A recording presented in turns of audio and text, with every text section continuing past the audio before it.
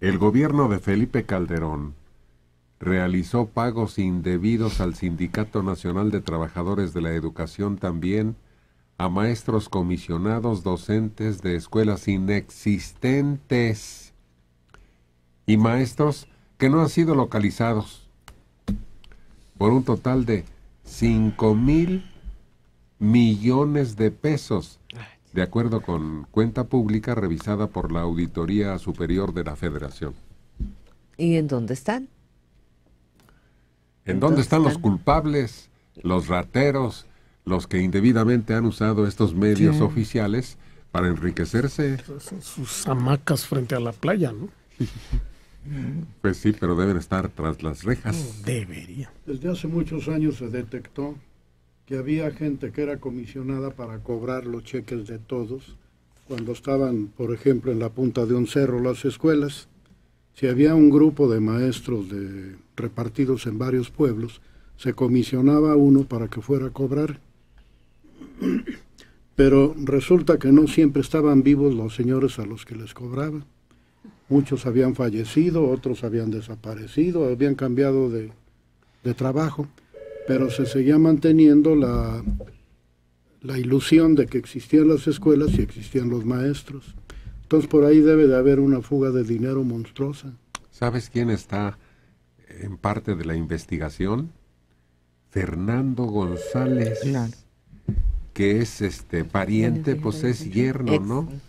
Sí, Del es el Baester, y que era subsecretario de Educación Básica. Sí, en 1981 se levantó un censo nacional de todas las escuelas y se creó el catálogo de centros de trabajo. Los que estaban asignados a ese proyecto estuvieron visitando hasta en helicóptero las diferentes regiones del país. Desde 1981 se hizo el catálogo de centros de trabajo. Posteriormente ese catálogo se fue enriqueciendo porque ese era de que iban al estado y decían, ¿cómo se llama usted? ¿En qué grupo está? Y se fue cruzando, pero fue hace más de 30 años. Después, con el cambio de autoridades y a partir de que entra un subsecretario de Educación Básica que venía de otros intereses, Olaf Molinar Orcasitas, se empieza a descuidar el aspecto administrativo del control de maestros. Te estoy hablando de hace 18 años, más o menos, 18 por ahí. Y en los dos sexenios panistas se llegó al desorden absoluto. Esos pagadores que dice Carlos estaban perfectamente registrados ante la SEP, pero se empezó a relajar, ya nadie seguía el catálogo de centros de trabajo, nadie seguía, te podía yo decir, hoy vete a cobrar tú los cheques, ¿no? Y cobrabas 70, 80 cheques. Ibas y los recogías, y claro, no sabías si estabas recogiendo de muertos, vivos, medio muertos, o con si licencia. existían. El río revuelto tradicional. Sí.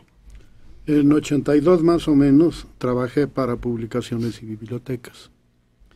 Y de pronto nos fuimos enterando del chorro de bibliotecarios que teníamos repartidos por el país, pero no había bibliotecas. Tuvo que llegar una doctora, Ana María Magaloni, mujer extraordinaria en muchos sentidos, para empezar a abrir bibliotecas por todo el país, porque no existían, pero los bibliotecarios cobraban. ¡Qué trinqueteros! No te imagines. Pues con razón ahora van a hacer una encuesta y un conteo de maestro por maestro en todo el país. Lo que dice el Baester es que solo ella y su gente puede realizar ese censo verídico, que ella no le concede la suficiente autoridad para ese levantamiento a la de Secretaría censo de Educación Pública, al INEGI. Ah, al INEGI. bueno. Ella dice que solo los maestros pueden dar esa información y desde luego hay zonas que son muy difíciles de controlar por su inaccesibilidad, como son lugares en Chihuahua, en Oaxaca, en Chiapas, en las montañas de Guerrero, son lugares muy difíciles. Pero, ¿cómo se registra Juan Pérez para que le llegue su cheque a la Sierra de Chihuahua? Bueno, de la misma manera puede censar que Juan Pérez siga en funciones, ¿no? Claro.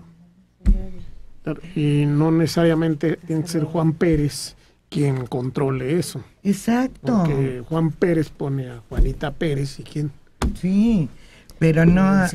Pero si se deja esto en manos del Sindicato Nacional, si ahora hay 1,000 comisionados que ni existen y que sí cobran, después de ese censo por parte del sindicato, con lo veraz que es y lo honesto que es, va a haber 3,000. Sí, fíjate lo terrible que es la forma de fraudar con plazas, de traficar, de todo esto. Y te vas al otro lado y ves a un montón de maestros jubilados haciendo unas filas brutales en los lugares donde pasan derecho o vigencia para que no les suspendan su cheque. Eso es en cuanto a los maestros. Y ves un montón de ancianos en algunos estacionamientos en la zona de hospitales, para allá por Lindavista, haciendo fila en silla de ruedas, con bastón, o en un auto todo destartalado. Cuando ya le toca el turno porque el nieto está formado, lo bajan y lo presentan para que le den su sobrecito con 1,000 pesos. Para que vean que sí son ellos y que están vivos. No se han muerto. Y que no se han muerto. Entonces, ante la corrupción y el ejercicio del poder y el abuso del poder, se puede defraudar y se pueden inventar nóminas. Siempre ha habido habilitados, siempre seleccionados por la zona escolar, cuando menos en el nivel en el que yo trabajé, preescolar. En las asambleas se elegía al habilitado por escuela o y por comisionados. zona. Y comisionados, desde luego.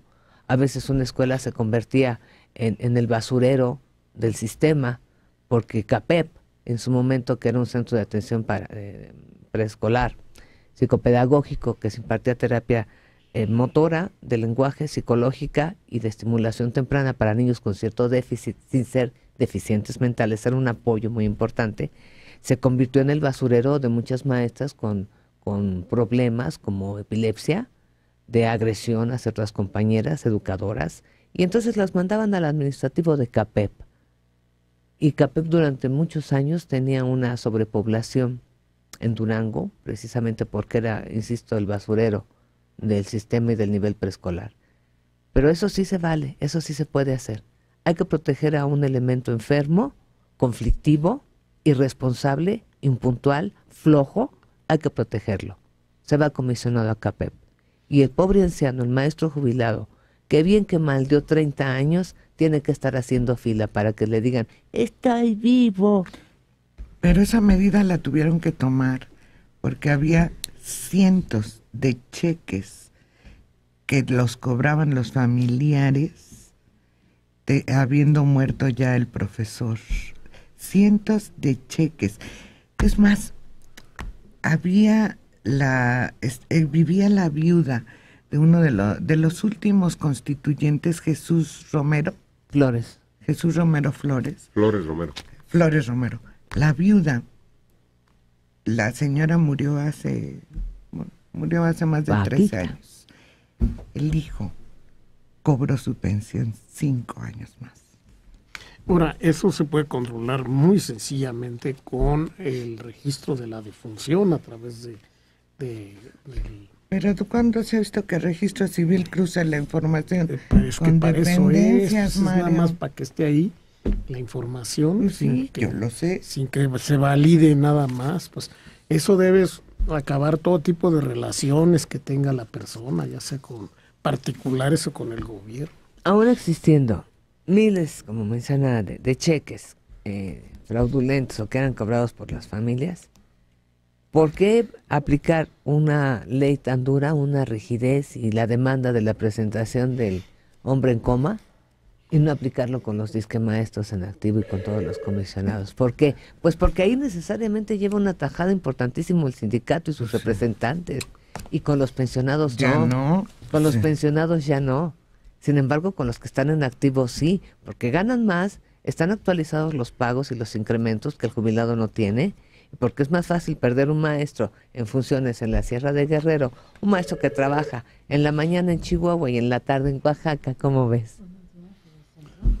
En ese tiempo que trabajé para publicaciones y bibliotecas, caíamos en una sección determinada del CENTE, y la lideresa del CENTE, la local, fue a proponer el reparto de plazas. 30 para usted, 30 para mí. ¿30 qué? Yo le doy a usted 30 plazas, cóbrelas. Yo me quedo con otras 30. Por fortuna... ¿Inexistentes? No, las plazas existen. Ah. Pero me dan todos los cheques a mí, 30, para que yo los cobre en mi beneficio. Y ella se queda con 30 y se los cobra en su beneficio. Por fortuna, opinión personal desde luego, tuvimos un subsecretario muy puntilloso y estaba don Jesús Reyes Heroles en la secretaría. Cuando voy de chismoso, se arma un argüende espantoso. Todo el mundo le tenía pánico al sindicato. No movieron, pero un dedito para defender a la lideresa. Y recuperamos 60 plazas.